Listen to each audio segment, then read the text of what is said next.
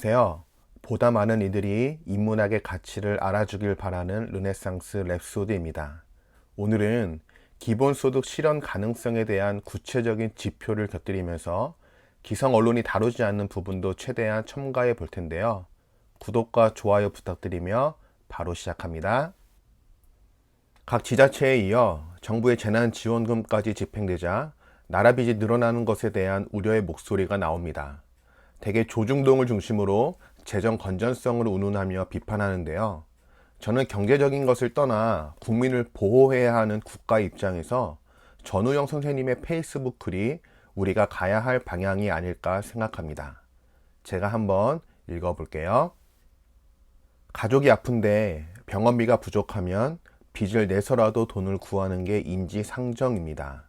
이런 상황에 빚 무서운 줄 모른다거나 빚지느니 죽게 놔두자고 하는 자가 있다면 그는 가족도 아니고 인간도 아닙니다. 질병으로 고통받는 국민을 구제하는 것보다 재정 건전성이 더 중요하다고 주장하는 자칭 애국자가 많습니다. 가족 사랑하는 마음을 확장한 게 애국심입니다. 돈보다 사람을 먼저 생각하는 게 애국심입니다. 사람보다 돈을 먼저 생각하는 자가 애국자였던 적은 인류 역사상 단 한 번도 없었습니다. 르네상스적 인간, 즉 생명에 대한 기본적인 애정을 갖고 있는 사람이라면 방금 글에 깊이 공감하지 않을까 생각합니다. 모두가 알다시피 코로나19로 인해 전 세계가 어려움을 겪고 있습니다. 총체적 난국이에요. 그런데 이때 생명과 재정 건전성 중 무엇이 더 중요할까요? 굳이 지금과 같은 팬데믹 상황이 아니더라도 돈보다 생명이 훨씬 중요합니다. 그런데 우리 주변에는 돈을 더 중시하는 분들도 종종 있기 때문에 생명이라는 가치를 넘어 사실과 논리로도 대응해야 할 필요성이 있죠. 그래서 재정 건전성으로 비판하는 언론들의 논지가 과연 타당한지 그 근거에 대해 살펴보겠습니다. 지금 화면에 나오는 그림은 IMF에서 작년 12월에 발표한 각 나라별 GDP 대비 국가 채무 비율입니다. 퍼센테이지별로 색상을 달리하여 표현했는데요. 100% 이상, 75에서 100 사이, 50에서 75 사이, 25에서 50 사이, 25 이하로 나눴죠. 그림이 작아 눈에 안 띌 수 있어 좀 더 키워볼게요. 보시면 우리나라는 25에서 50 사이, 즉 부채가 별로 없는 나라에 속합니다. 미국은 75에서 100 사이고요. 일본은 100%가 넘습니다. 그만큼 우리는 선진국이라고 불리는 나라들에 비해 재정 건전성이 탄탄합니다. IMF에서 국가 채무를 늘려도 좋다는 언급을 할 정도로 말이죠. 그런데 이런 수치를 보여줘도 채무 비율을 더 낮춰야 한다고 주장하는 이들이 있습니다. 그러면 GDP 대비 부채 비율이 25 이하의 나라들을 찾아볼까요? 나이지리아, 페루, 러시아 등등입니다. 이는 곧 부채가 적다고 해서 선진국이 아님을 내포함과 동시에 아예 빚이 없는 것보다는 필요할 때 부채를 늘리면서라도 경제의 선순환을 위해 사용하는 게 그 나라 국민들에게 훨씬 좋은 겁니다. 따라서 작년 한 해 우리나라의 GDP가 약 2023조 중 국가 채무가 805조, 39.8%인 상황에서 채무 비율을 50%까지 올린다고 가정하면 2023조의 10%인 202조의 빚을 얻어도 채무 비율 50%를 넘지 않습니다. 현재 재난지원금으로 전 국민에게 약 30만 원씩 15조가량의 국채를 발행하여 지급했는데요. 산술적으로 13번을 지급해도 큰 문제가 없는 겁니다. 그럼 1인당 얼마일까요? 전 국민에게 390만 원씩의 재난지원금을 지급해도 우리나라의 경제는 끄덕없다는 방증이죠. 이제 한 번 지급했으니 나머지 12번을 더 해도 됩니다. 그만큼 충분한 여력이 있어요. 이 상황을 기본소득과 연관지어 생각해 봅시다. 물론 기본소득을 매번 빚을 내어 시행하자는 건 아닙니다. 자본주의 시스템의 폐해가 곳곳에서 속출하고 있는 이때 중위층 이하의 사람들이 얼마나 힘겨운 삶을 살고 있는지 생각해 보자는 거죠. 이들에겐 코로나19 이후뿐만 아니라 일상의 삶 자체가 재난 상황에 가깝습니다. 더욱이 낙수 효과가 더 이상 실효성을 발휘할 수 없다고 결론이 난 이상 이제는 기업이 아닌 소비자에게 자금을 지원해야 할 이론적 당위성도 있고요. 특히 재난지원금이나 기본소득은 복지 측면을 넘어서는 새로운 경제 정책입니다. 이게 단순히 어려운 사람만을 도와주자는 게 아니에요. 기업과 소비자를 넘어 나라 전체가 경제적 승수 효과를 누릴 수 있는 창의적인 아이디어입니다. 문제는 재원인데요. 어떻게 마련할 수 있을까요?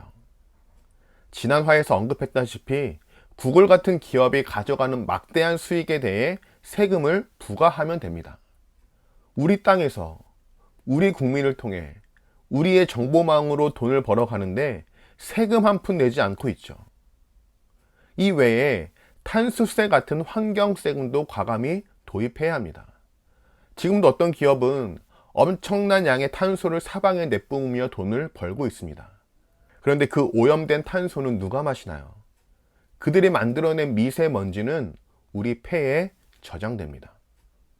특히 코로나19 사태 이후 생태 백신에 대한 이야기가 나오는데요. 우리가 자연을 개발할수록 동물의 세포가 인간에게 전이될 수밖에 없습니다. 접촉이 이루어지니까요. 그렇게 되면 팬데믹 상황은 앞으로도 반복될 수밖에 없죠. 따라서 자연과 인간의 공존이 주요 화두로 떠오른 만큼 탄소세를 비롯한 환경세를 적극 도입하여 인류와 자연의 공존에 속도를 내야 합니다.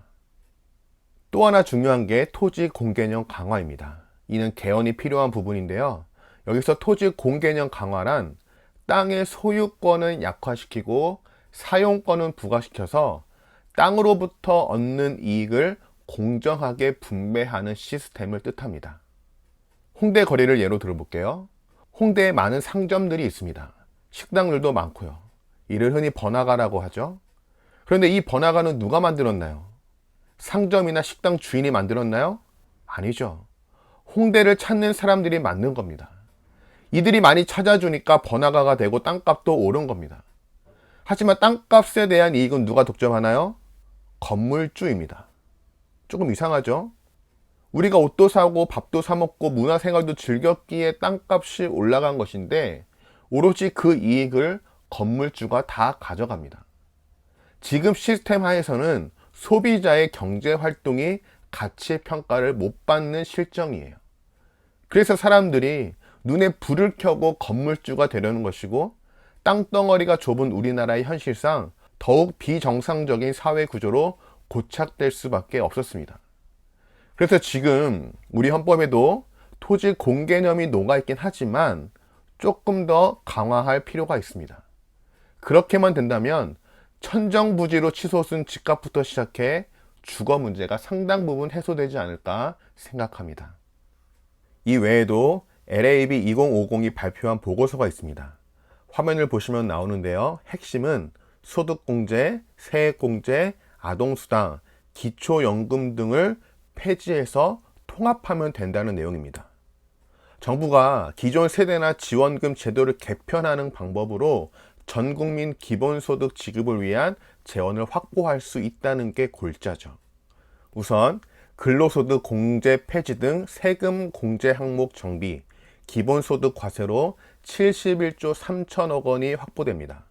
또 생계급여, 기초연금 등 일부 복지정책을 폐지하거나 축소하면 31조 9천억 원을 추가로 마련할 수 있고요. 이에 더해 기금 및 특별회계 정비 등으로 29조, 탈루 방지 등으로 11조 6천억 원, 근로장려금, 자녀장려금 등 소득보전 성격의 비과세 감면 정비로 18조 3천억 원, 유유 및 신규 재원 활용으로 25조 원, 이렇게 총 187조 1천억 원의 예산 마련이 가능하다는 시나리오입니다. 전혀 불가능해 보이지 않죠? 이렇게만 된다면 전 국민에게 30만 원씩은 매달 지급할 수 있는 거예요. 아무쪼록 실증적 사례가 없는 미지의 길이라 정책 입안 과정에서 엄청난 논쟁이 예상되지만 손 놓고 아무것도 안 하기보다 치열한 연구와 토론으로 보다 나은 인류의 삶을 모색했으면 합니다. 자식에게 용돈을 주다가 망한 가정은 없었으니까요. 무엇보다 지금까지 인류의 역사는 이렇게 발전해 왔습니다. 오늘은 평소보다 길어졌는데요. 여기서 마칠게요. 잘 들어주셔서 감사하고요. 구독과 좋아요는 큰 힘이 됩니다.